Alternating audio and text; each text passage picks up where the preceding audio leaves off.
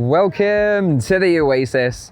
My name's Mike, and here we are in gorgeous San Francisco. As you can see, we've got the Golden Gate Bridge right here behind me.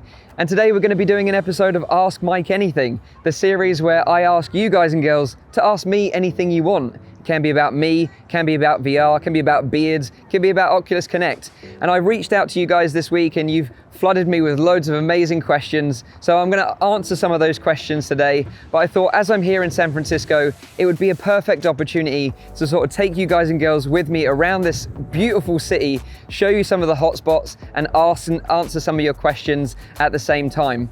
So of course, if you're watching this on a mobile phone, you can look around the scene by sort of swiping around. You can do the same on your desktop PC as well.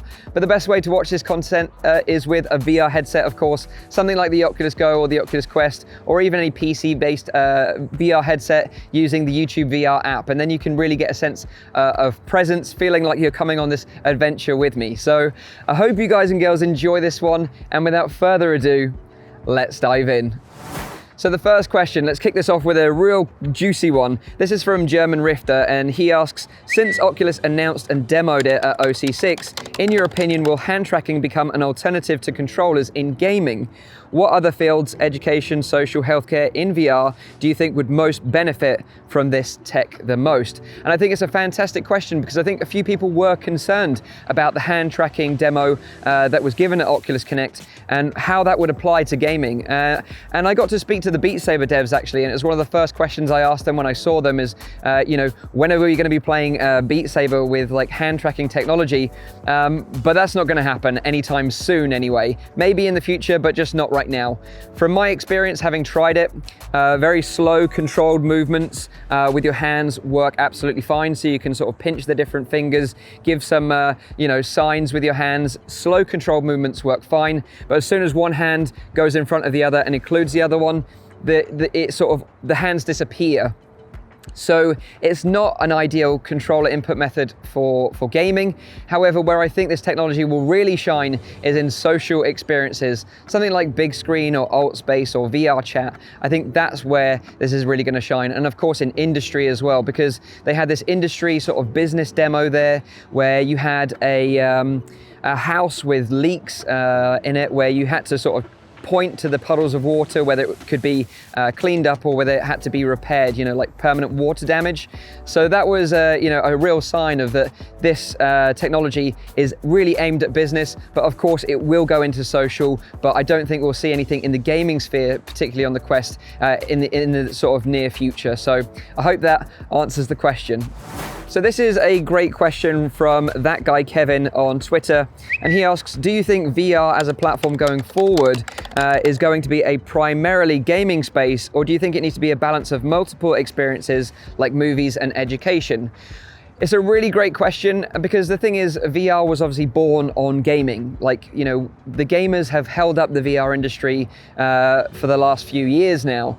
But now I think, we're going to see more business, more education, sort of use cases, and certainly where during the keynote they were really highlighting education as a key sort of experience, and they were showing that people that are training using VR were getting far better results than those just reading the sort of material from a book, for example. So that sort of practical hands-on and learning through experience is definitely something there, and I think it'll be huge business in the future. But for the time being, I think gaming is here to stay. I don't think it's ever going to go anywhere, but I do really feel like the killer app for VR is going to be something social, and whether that will be Facebook, Horizon, or something else that comes out in the near future, something like a Ready Player One Oasis where you can hop around, share the experience with friends, play games together, and it's kind of like the starting platform where you sort of jump off to other areas. I think that something like that will probably be VR's killer app, but of course we just got to wait for it to happen. And I didn't get to try Facebook Horizon, and I know that that's their ultimate vision. Let's see if they can pull it off. So hopefully when I get to try the beta in the next couple of months, I can let you guys and girls know. But great question, and I hope that answers it for you. Okay, so as you can see, we've now moved a little bit further down the bay and to a nice little spot here, sort of protected from the wind. I did try and get a little bit closer, but it was just way too windy and it would have blown out the microphone. So this is probably as best I could have got. But I just wanted to show you guys, like right in the distance over there is Alcatraz, you know, the famous prison. So I thought this would be a cool spot to answer a few more questions. So here we go, let's get into it. So this is a question again on Twitter from Matt Borgman. And he asks, hey Mike, my question, I'm a former CV1 owner. I had the issue with my HMD cable after the warranty expired, and now I'm just looking to replace the CV1. I had been all set on a Rift S until Oculus Connect 6. What would you do in my shoes, Rift S or Quest? It's a great question, and I'm sure this is probably one of the ones that came up the most when I asked you for questions. Should I get a Rift S? Should I get a Quest? You know, if you're not aware, since Oculus Connect, they've announced Oculus Link, which enables you to connect your Quest to your PC and to play Rift games. And it was one of my predictions before OC6 that would happen. And you know, I'm happy it did in a way, but I know it's upset a lot of people out there and it's caused a little bit more confusion in the market space as to which one you should get now, because the Quest can do standalone and can be connected to a PC. Rift S is obviously just a headset that can be connected to a PC. So the biggest factor in making this decision is comfort. The Rift S is very comfortable. It's, you know, in my top 3 most comfortable headsets, although, you know, I have replaced the head strap and made it even more comfortable using the Vive Deluxe audio strap, and I did a video, you can check that out on the channel. And the Quest, you know, although it's a great headset, it is very front heavy and can become uncomfortable over a period of time. So my advice to you would be, bear in mind the comfort, because you're gonna be wearing this headset a lot, especially if you're playing PC games that are a bit longer. So that's a factor you need to consider. Maybe if you want to get a Quest and have the benefit of both, maybe consider buying the Vive Deluxe audio strap and modding that on it. And then really you've got a great headset that not only can do standalone, can be connected to a PC, but is also incredibly comfortable as well. You also got to consider the limitations of the Quest, because the refresh rate of the Quest is locked to 72 Hertz. I know it's not a massive difference between the 80 Hertz of the Rift S, but it's just something to consider. But then again, you know, if you've got a wide IPD, say wider than 70 or around sort of 60, then, you know, that's going to sort of sway you more towards the Quest, because it's got the manual IPD adjustment where the Rift S doesn't have that. The Rift S is locked at, you know, an optimal 64 millimeters, roughly, give or take. So that's another thing to consider as well. But yeah, it is very interesting to see what's happened with this. Of course, with the Quest as well, it's unlikely that you're going to get the best experience using the cable that comes in the box. You're going to have to buy this additional cable that's $80. So really, all in all, you're buying a Quest at $399, buying the cable at $80, and then perhaps spending an additional $100 on a Vive Deluxe audio strap. So it is maybe $200 more expensive than the Rift S in the long run, but you get that functionality of being able to take it with you on the go. So if that's something you do a lot, then consider the Quest. If you really can't see yourself taking it out the house, then yeah, you know, maybe consider the Rift S. But then another thing, another ball to throw into the mix, sorry to go on about this, is the finger tracking, because that is a Quest only feature as we know so far. They didn't announce that this finger tracking is going to work with the Rift S, so that's another thing to consider as well. So I hope that answers the question. By the way, if some of you are wondering what this beast is right behind me, I've just hired one of these. This is a bird scooter. You can hire these all around San Francisco, and I've been using this to scoot around the city really quickly to jump from space to space. So I'm looking forward to jumping back on this in a second and going to the next spot. But let's answer a few more questions while we're here. Awesome question from Kent Weber on Twitter. Thoughts on asymmetrical local multiplayer experience, and my favorite one so far. So if you're not familiar with asymmetrical VR experiences, basically it means that you've got a game where one player is in VR in the headset and one player is using a controller on the PC or maybe using a mobile phone. And some of the best games that I've tried so far that do this so well are Carly and the Reaper Man, which is on PC. You've got Covert, which is on the Oculus Go, and then you've got Akron, Attack of the Squirrels on the Oculus Quest. So regardless of which headset you've got, you should have a game to play there. My favorite out of the 3 of those games, it's a tough one between Covert and Akron. Akron is hilarious, and you know, up to 8 players can join you and play the game with you using mobile devices such as mobile phones or iPads. And you are basically a tree, and you're fending off squirrels attacking you as a tree, stealing your acorns. It's hilarious. Me and my community Discord had an absolute blast playing that game, so I would highly recommend that if you have an Oculus Quest. But if you have an Oculus Go and you're looking for a similar experience, Cova is a great game for that. Again, you play with someone with a mobile phone.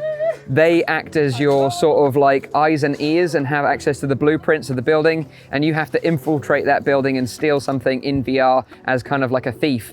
So you've got that kind of operator and thief working together to pull off a heist, and that was really cool experience. I actually got to play that one with Nathy. I flew over to the Netherlands and we played it together in his house, and that was a really cool experience. So if you haven't checked that out, then I'd recommend you do so. But yeah, asymmetrical multiplayer VR games using mobile or desktop PCs is a really unique gameplay mechanic, and it is one that I've thoroughly enjoyed in the past with those 3 games. So if you haven't tried that already and you want to get your family maybe involved, because obviously VR is very isolating and you're sort of no one really around you knows what's going on, you can get them involved and have some fun with them as well. So totally recommend checking out some asymmetrical VR multiplayer games. Okay, so now we've moved a bit further down the bay, and as you can see behind me, this beautiful bridge here is the Oakland Bay Bridge. So I thought this was like a nice little spot, not too windy, just to answer a few more questions. So let's get straight into it. And this is from 10 Ski on YouTube, and they ask top 3 Oculus Quest games. So I'll go with the ones that are released right now, because I think it's a bit unfair to talk about the ones that haven't quite been released yet. So my top 3 Oculus Quest games right now are Beat Saber, Super Hot, Vader Immortal. Not necessarily in that order, but they're my top 3 games. Like, you know, if you bought those as your first 3 games, if you've just bought a Quest, you're gonna have an amazing experience in all 3 of those games, and you're gonna have a lot of fun with it. So they're the ones that I would totally recommend you go check out. Okay, so welcome back. This is our final spot here on our little tour of San Francisco. And right now we're in the center of Union Square. You can see this huge monument behind me right now, and that's actually called Dewey Monument. This is pretty much where all the shopping goes down in the center of San Francisco. You've got like a big Apple store just around the corner. You've got all the major shops here. You've got Macy's, Cheesecake Factory. They've just had some live music right now. It's a really cool little spot. So let's wrap it up here. Let's answer the final sort of questions, and then we can sort of say goodbye. So I hope you've enjoyed it so far. So this question is an important one from Alpha Perp. And you know, the answer to this may sort of make some of you unsub from my channel, but I completely understand. That's absolutely fine. They ask, what is your favorite food? And I'm gonna be super controversial by saying my favorite food is pizza, but it's a special pizza, and that is ham and pineapple pizza. I know plenty of you are gonna think that's some sort of like, you know, crime to put pineapple on a pizza, but it's one of my favorite pizzas. So if you want to unsub right now, I completely understand. But yeah, ham and pineapple pizza, my favorite food by far. So next question, let's go for it. So another important question from the average draws on YouTube. What do you look like without a beard? I look horrible without a beard. I look horrible without a beard. There was one time since I've been running this channel where I accidentally cut into it too deep and I had to shave the whole thing off, and it was the most disastrous thing ever. I actually almost cried.